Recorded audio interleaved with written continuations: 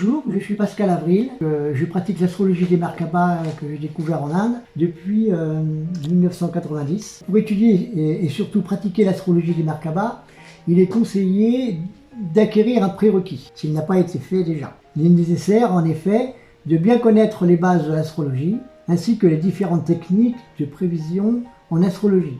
Par exemple, les révolutions solaires, les lunaires, les lunaisons, les transits planétaires, les directions primaires, les directions secondaires, les directions symboliques, ainsi que l'astrologie mondiale, l'astrologie cyclique. Celle-ci d'ailleurs nous permet de connaître le groupe d'âmes auquel nous faisons partie et pourquoi nous sommes venus sur Terre.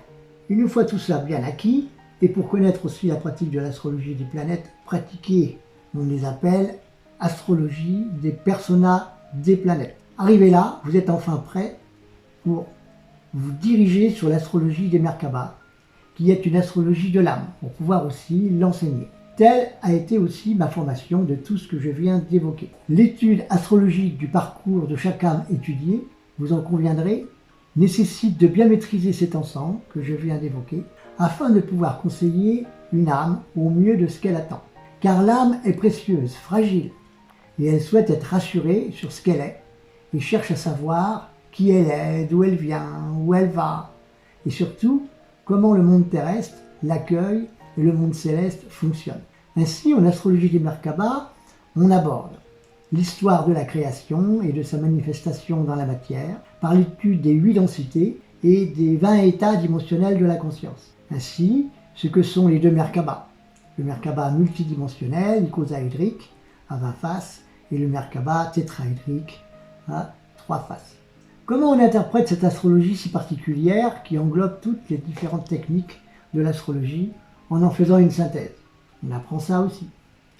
On apprend aussi l'accompagnement que l'on doit donner à la personne, les différents conseils, les messages adaptés pour l'âme.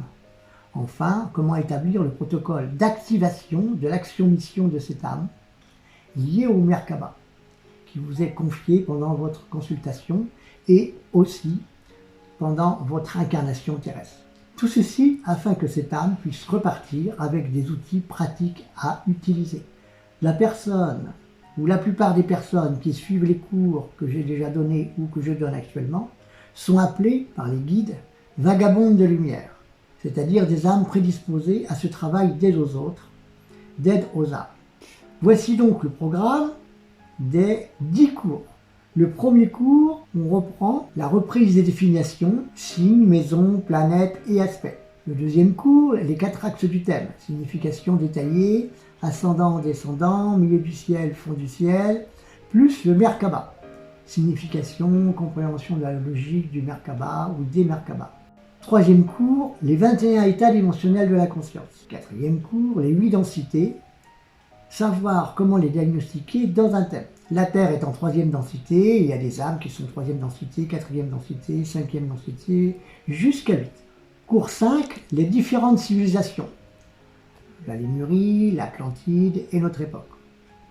Cours 6, technique de prévision, révolution solaire, révolution lunaire, lunaison, transit planétaire, direction primaire, direction secondaire, direction symbolique, comment interpréter et que prendre en compte dans toutes ces techniques de prévision. Et comment ça s'inclut dans les Merkabah.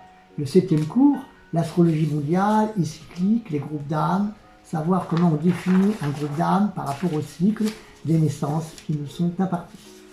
Le 8e cours correspond à l'interprétation de l'âme et ses 2 attributs. L'individualité, qui est l'âme avant la naissance, et la personnalité, l'âme qui s'est incarnée sur Terre. Le 9e cours, comment reconnaître si une âme est interplanétaire. Il y a des âmes planétaires, des âmes terrestres, des âmes interplanétaires, des âmes galactiques, etc. On apprend à reconnaître ça.